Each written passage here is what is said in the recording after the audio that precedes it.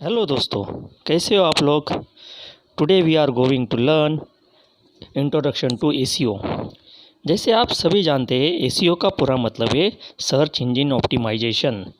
ACO किसी भी website की रैंकिंग इंक्रीजिंग करने के लिए किया जाता है।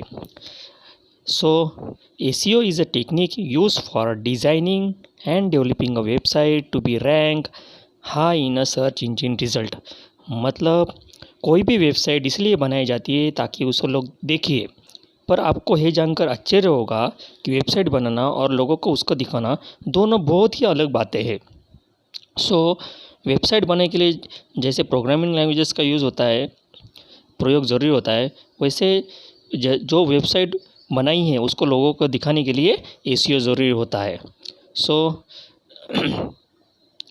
It is a subset of search engine marketing. So there are many strategies adapted to the optimize the web pages. The chapter introduces few ways at beginning level. So types of SEO. One is on-page SEO and another is off-page SEO. So first of all हम देखेंगे on page ACO. On page ACO includes provision of good content, good keyword selection, putting keywords on correct places, giving appropriate title to every page. So what is on page SEO?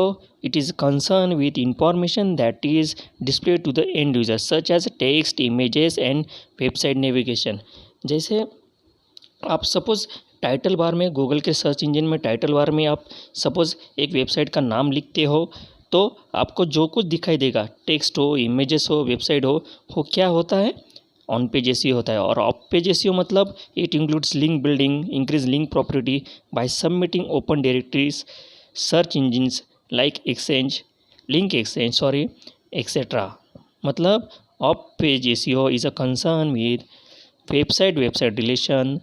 Suppose आप एक web page में गए और उस web page में आपको अलग website को भी रेफरेंस देना है, तो वहाँ पे जो लिंक होती है, वहाँ पे जो लिंक होती है उसको दिखाने के लिए सर्च इंजन में जो प्रोसेस यूज़ होता है उसको बोलते हैं off page SEO. Okay guys, then now we are going to learn technique of SEO. So there are two types of techniques in SEO. One is white hat SEO and another is black hat SEO. So guys, what is it that white hat SEO? Now first of all we are going through that. So white hat SEO, it is a technique that search engines recommends as a part of a good design. मतलब आप white hat SEO techniques का जब use करते हो तो उसको एक good design technique बोली जाती है। जैसे सपोज़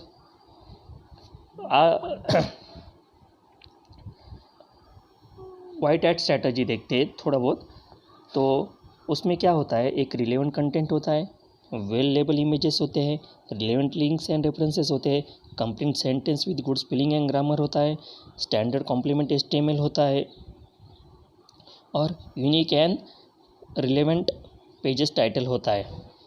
और एक बात, ये वाइट हैट एसीओ में वे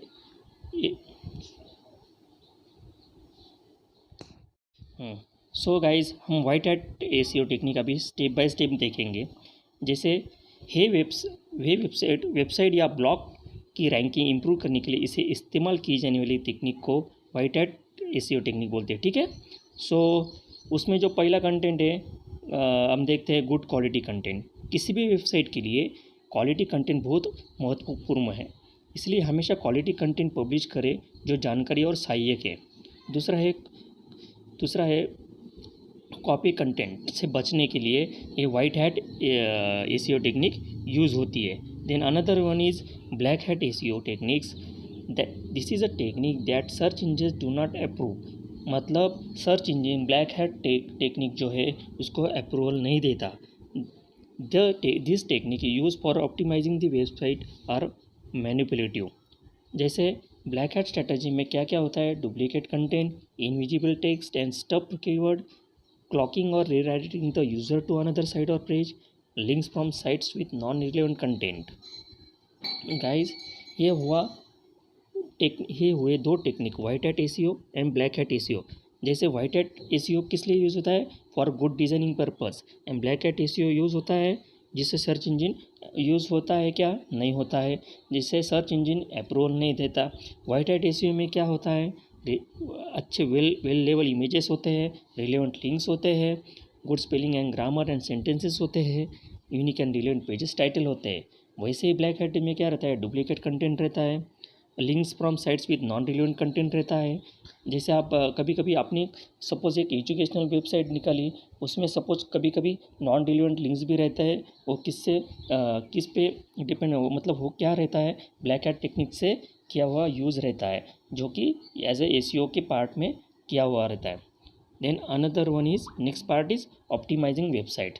देर are various section of website which can be optimize for better ACO.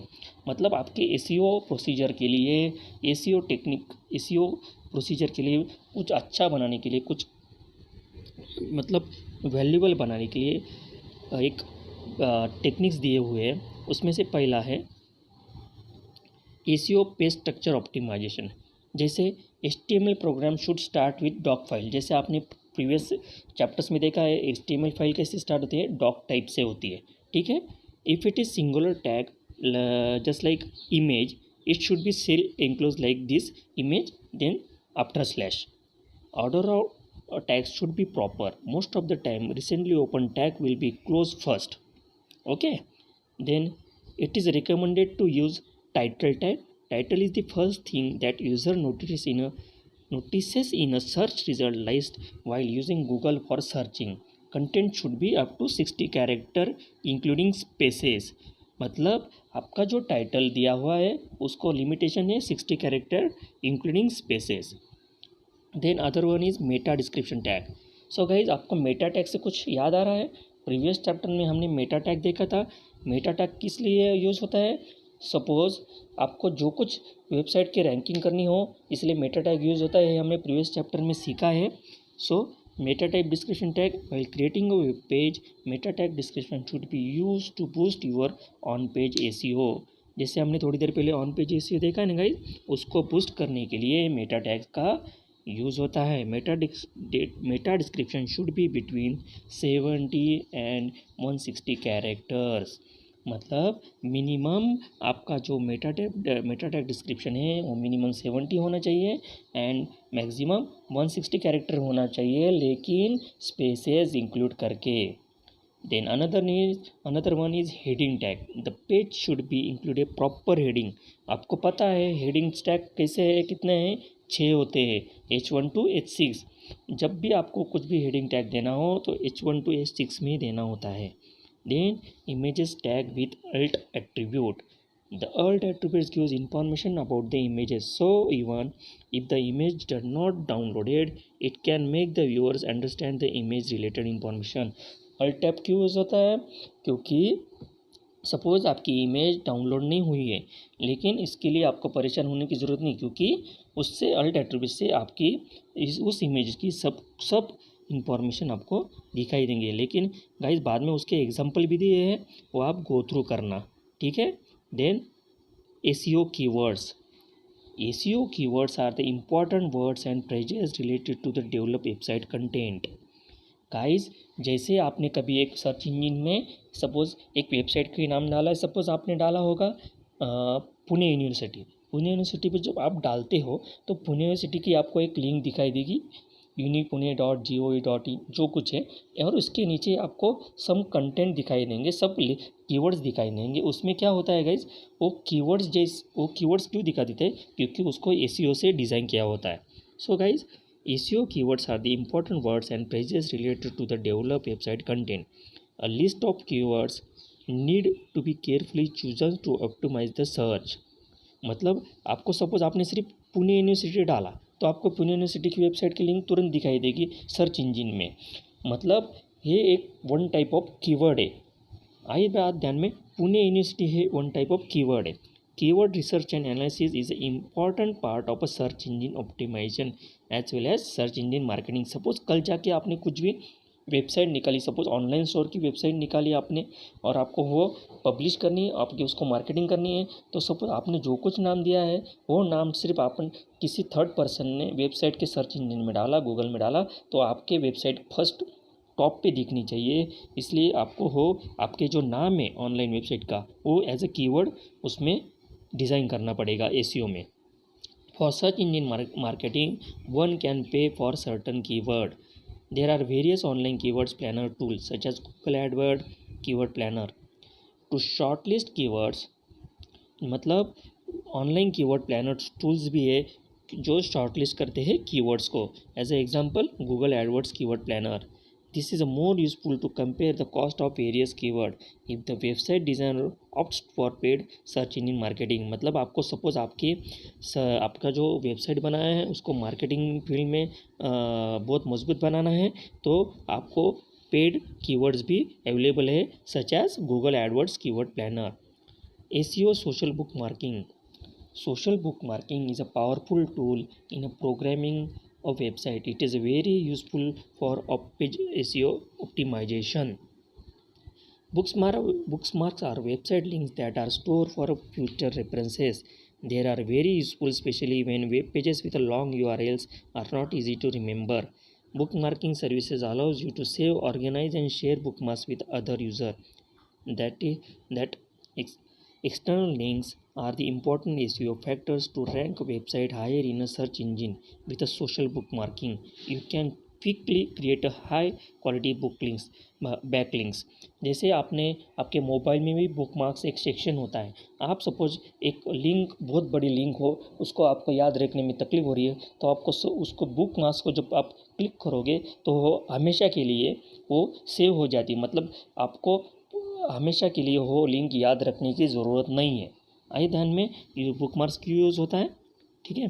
Then ACO में और एक टाइप है SMO, social media optimisation. It deals with enhancing the website ranking using interactive communicatives like Facebook, Twitter, blogs, forum and so on. When this communities have links to be created website, it builds familiarity and trust about the website। मतलब आपको suppose social media में भी आपके website को show करना हो, उसमें ranking बढ़ानी हो, तो उसको मार्केटिंग पर्पस पे आप फेसबुक और ट्विटर में भी एसईओ का यूज़ करके उसको बढ़ा सकते हो। Then SEO backlinks are links on website that when click take the user to another site। Backlinks are especially valuable for SEO because they contribute to the overall strength and value of the content. They also represent a vote of confidence from one site to another. In short, backlinks to your website are a signal to search engine that other are interested to know about the contents from your website। मतलब आपके website में suppose आपने one link share की हो, उसको click करने के बाद वो उस वेबसाइट पे आपको लेके जा सकता है। मतलब एक वेबसाइट में अनदर वेबसाइट का लिंक देना कैसे पॉसिबल है एसईओ में, तो बैकलिंक से पॉसिबल है। Then other factors of SEO, speed of the website. While creating a website, attention is given on the design, content, as many visual as possible। मतलब however all but this can slow down the website and on obstruct visibility।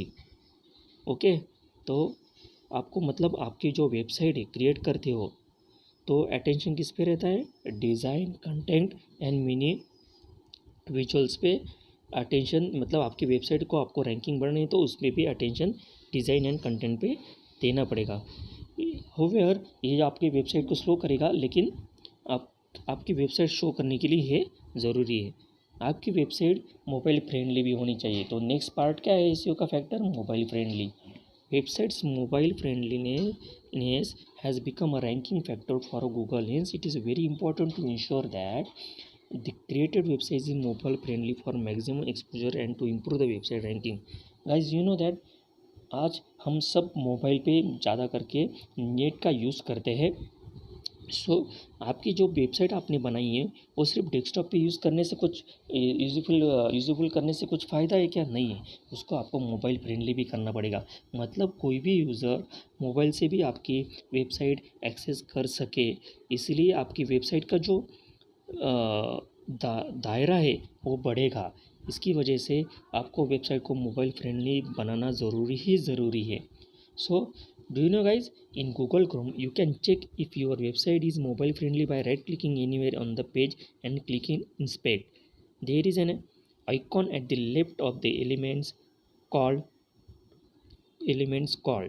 toggle device toolbar, which changes the page to mobile mode when clicked. Guys इसके मतलब Google Chrome में आपको facility दी है, जो कुछ आप website बनाती हो उसको आप मोबाइल फ्रेंडली कैसे बना सकते हो। तो उसमें एक टॉगल दिया है, उसको आप एक आइकॉन दिया है, उसको यूज़ करके आप आपके वेबसाइट मोबाइल फ्रेंडली बना सकते हो। The next factor is creating robust text file. This file tells search engine which pages you want to exclude from indexing. For example, if you do not want to certain page or image being indexed, then you can restrict the page from being indexed.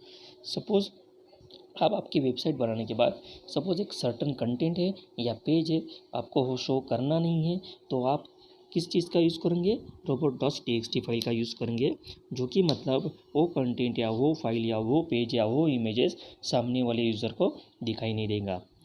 The next part is SEO audit. An SEO audit helps to find out what could be done to improve ranking on search engines so that the consumer could find the website with a greater case.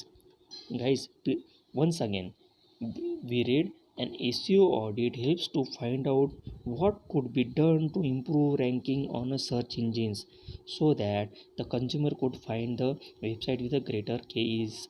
It analyzes the website health. Example, Semometer, SEO Optimizer are a few SEO audit tools available on a net. मतलब SEO audits क्या करता है? आपके website की ranking improve करने के लिए consumer को हेल्प करता है। उसके लिए कुछ वेबसाइट्स कुछ टूल्स भी अवेलेबल हैं। SEO meter, SEO optimizer or audit tools available on net. SEO Optimizer is a free SEO audit tool that will perform a detailed SEO analysis. It provides clear and actionable recommendation that can be taken to improve on online presence. मतलब आपके website की ranking बढ़ाने के लिए ये audit tool आपको हमेशा और मदद करेगा और हमेशा आपके वेबसाइट को एनालिसिस करने में मदद करेगा। नीचे आपको उसकी URL दी गई है, आप उसको क्लिक करके देख सकते हो। ठीक है guys, then the following figure display SEO analysis using SEO optimizer website. आपको नीचे फिगर्स दी है, जो ऊपर लिंक है SEO मीटर ऑडिट टूल का, वो लिंक्स ओपन करने के बाद आपको क्या दिखाई देगा, उसकी फिगर्स आपको नीचे दी हुई है। सो गाइस, इसके ऊपर से आपको क्या पता चलेगा? इसके ऊपर से आपको क्या पता चला कि आपको आपने जब सपोज एक वेबसाइट बनाते हो, उस वेबसाइट बनाने से कुछ फ़ायदा है क्या? सिर्फ उसको लोगों को भी दिखना चाहिए।